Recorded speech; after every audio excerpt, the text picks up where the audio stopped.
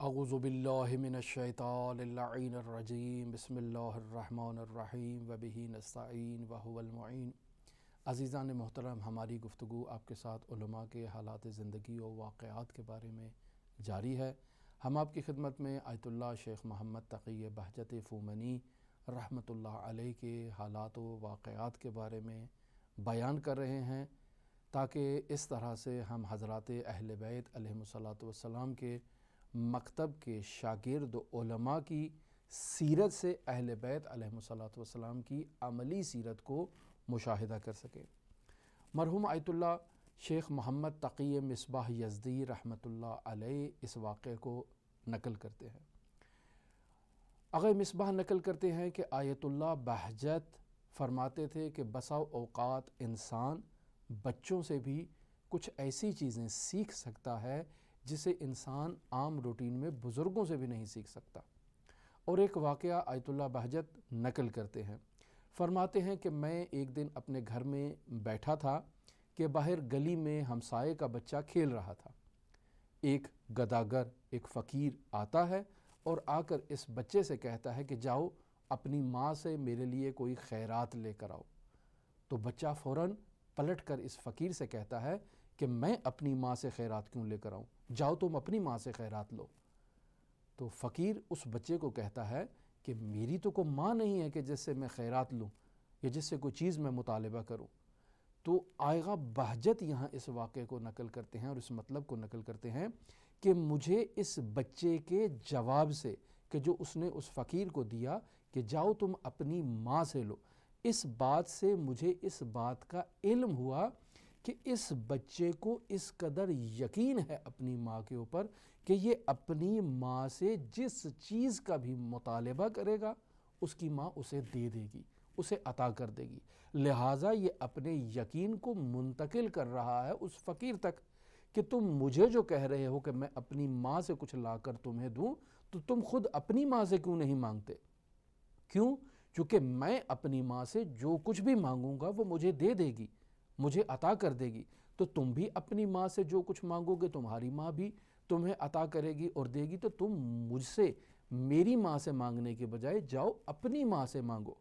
تو یہاں آیت اللہ بہجت آغا مصباح سے کہتے ہیں کہ ہمیں اس بچے جتنا یقین بھی، جتنا اس بچے کو یقین ہے اپنی ماں کے اوپر، اگر اتنا یقین بھی ہمیں خداوند متعال کی ذات پہ ہوتا تو آج ہماری حالت یہ نہ ہوتی، ہماری حالت بہت تبدیل ہوتی اور بہت متغیر ہوتی۔ یعنی ہمیں اگر اس بات پہ یقین ہو جائے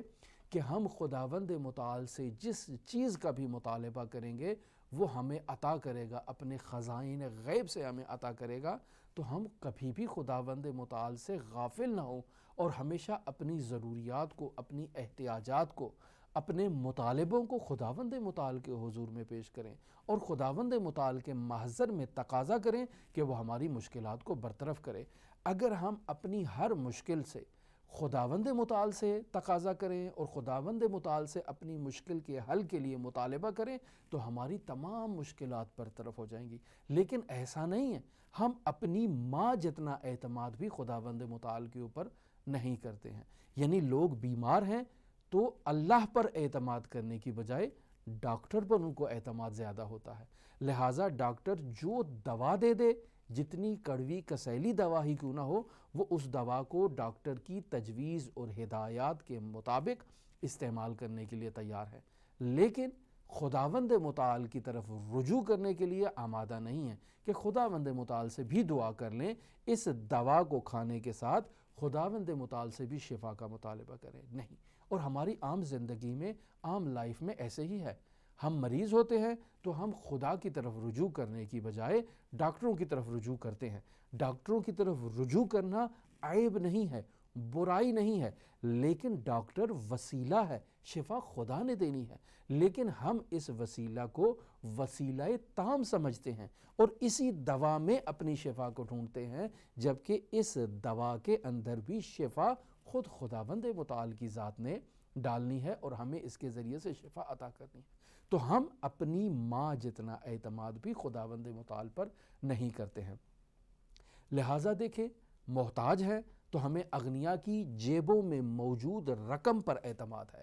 ہمیں یقین ہے کہ یہ غنی شخص ہمیں دے دے گا تو ہماری ضروریات پوری ہو جائیں گی، لیکن ہم اپنی ضروریات کی برطرفی کے لیے خود خداوند متعال کے حضور التجا نہیں کرتے ہیں۔ لہٰذا آپ دیکھتے ہیں مقدس مقامات کے دروازوں پر بھی گداگر زائرین سے گدائی کر رہے ہیں، زائرین سے مانگ رہے ہیں، جبکہ یہ زائر جس بارگاہ سے مانگنے گیا ہے ہم اس بارگاہ کے آگے کھڑے ہیں۔ یعنی ہمیں معلوم ہے کہ امام رضا علیہ آلاف و تحیت و ثنا کی بارگاہ سے یہ زائر باہر نکل رہا ہے اور امام کے پاس گیا تھا کچھ مانگنے کے لیے۔ ہم بجائے اس کے کہ خود امام علیہ السلام سے تقاضا کریں کہ امام ہمیں کچھ عطا کریں، ولو اپنے زائرین ہی کے ذریعے سے عطا کریں، لیکن امام سے مطالبہ کریں، لیکن ہم امام سے مطالبہ کرنے کی بجائے، خدا سے مطالبہ کرنے کی بجائے ہم زائرین سے مطالبہ کر رہے ہوتے ہیں کہ بھئی ہمیں کچھ دے دو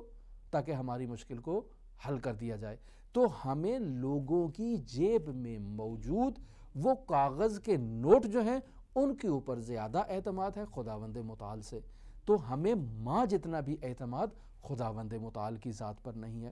اسی طرح سے اگر ہم طالب علم ہیں تو ہمیں مرجع تقلید کی طرف سے تقسیم ہونے والے وظیفے کے اوپر زیادہ اعتماد ہے، ہمیں خداوند متعال پر حضرت امام زمان عجل اللہ تعالی فرجہ شریف پر اتنا اعتماد نہیں جتنا ہر مہینے کی اس تاریخ کے اوپر اعتماد ہوتا ہے جس میں ہمیں وہ مرجع تقلید نے وہ وظیفہ عطا کرنا ہے۔ اسی طرح اگر ملازم ہے تو ملازم کو اپنے مالک کے اوپر اعتماد ہے کہ میں اس کا کام کروں گا تو مہینے کے بعد ہمیں یہ تنخواہ عطا کرے گا۔ ہو سکتا ہے مہینے کے بعد وہ مفلس ہو جائے، تنخواہ ادا کرنے کی صلاحیت نہ رکھتا ہو، توان نہ رکھتا ہو، تو پھر میں کس سے مطالبہ کروں گا؟ تو عزیزان ہمیں اپنے تمام امور میں خداوند متعال کے حضور، خداوند متعال سے اپنی مشکلات کی برطرفی کا مطالبہ کرنا چاہیے۔ لہٰذا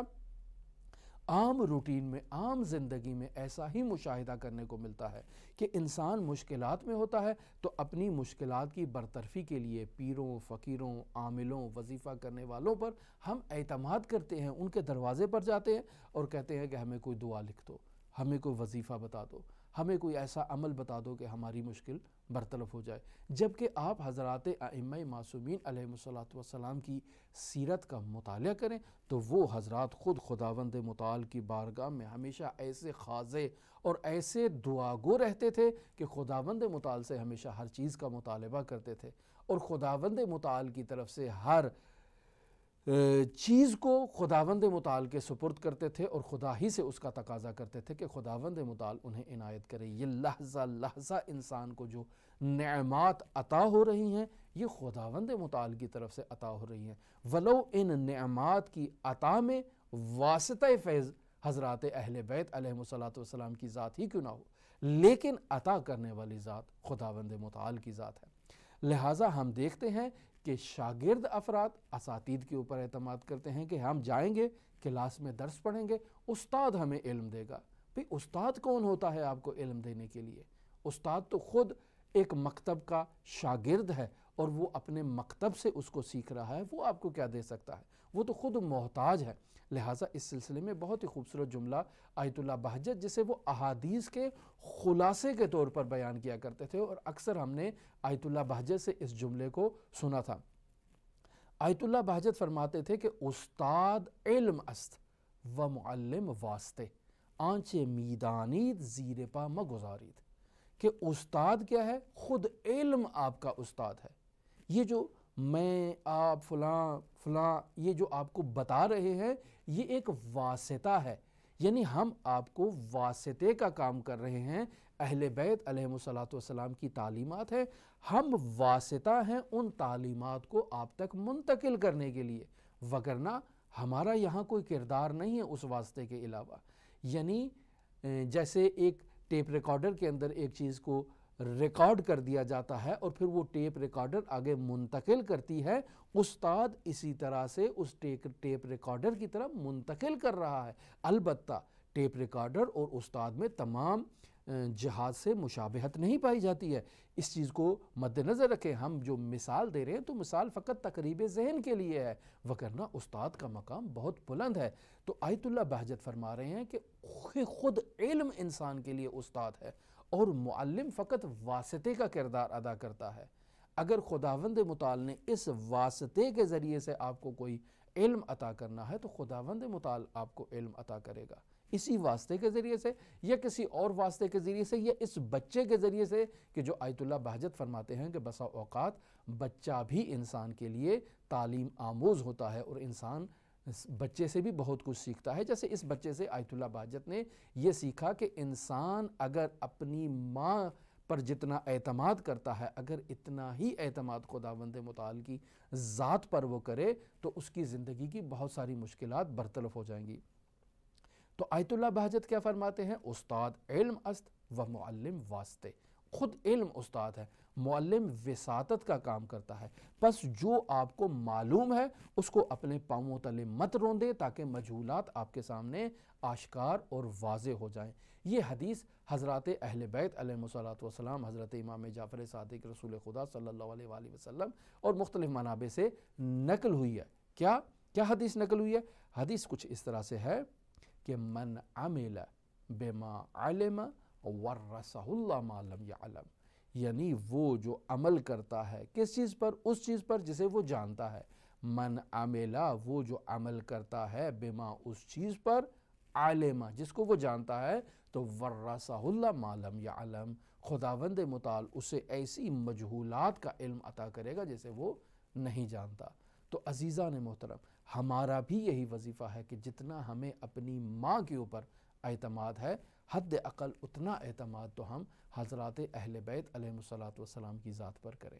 اتنا اعتماد تو ہم خداوند متعال کی ذات پر کریں کہ خداوند متعال نے حضرات اہل بیت علیہ الصلوۃ والسلام کو واسطہ فیض قرار دیا ہے، اور اہل بیت نے اس چیز کو ہم تک منتقل کرنا ہے جس کے انتقال پر خداوند متعال راضی ہے۔ لہٰذا ہمیں اہل بیت ہی کے توسط سے خداوند متعال سے تقاضا کرنا چاہیے کہ خداوند متعال اپنے ان مقرب ہستیوں کے صدقے ہماری زندگی کی تمام مشکلات کو برطرف فرمائے، چاہے یہ مشکل اس کرونا کے ایام میں بیماری جیسی مشکل ہو،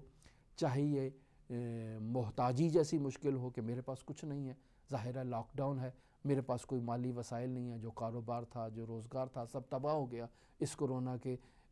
موذی مرض کی وجہ سے۔ لہٰذا خداوند متعال میری تمام روزمرہ زندگی کی احتیاجات کو اور ضروریات کو پورا فرمائے۔ لہٰذا اگر مجھے علم کا مطالبہ کرنا ہے تو بھی اس کے حضور تقاضا کرنا چاہیے کہ ان مقرب ہستیوں کے ذریعے سے عطا فرمائے۔ اگر اولاد کا تقاضا کرنا ہے تو بھی ان مقرب ہستیوں کے ذریعے سے تقاضا کرنا چاہیے۔ تو عزیزان، خداوند متعال انسان کو عطا کرتا ہے، بشرطی کہ انسان خداوند متعال پر حد اقل اتنا اعتماد کرے جتنا وہ اپنی ماں پر کرتا ہے۔ لہٰذا آیت اللہ بہجت نے اس چھوٹے سے بچے سے یہ سیکھا کہ جاؤ اپنی ماں سے مانگو۔ تو آیت اللہ بہجت نے فرمایا کہ جتنا اس کو اپنی ماں پر اعتماد ہے، اتنا ہی اگر ہمیں خدا پر اعتماد ہو تو ہماری بہت سی مشکلات خود بخود حل ہو جائیں گی۔ لہٰذا ہماری دعا ہے کہ خداوند متعال ہمیں یہ معرفت عطا کرے جو علماء دین اور بزرگان ہمیں منتقل کرنا چاہتے ہیں۔ اللہم صلی علی محمد و آل محمد وعجل فرج قائم آل محمد۔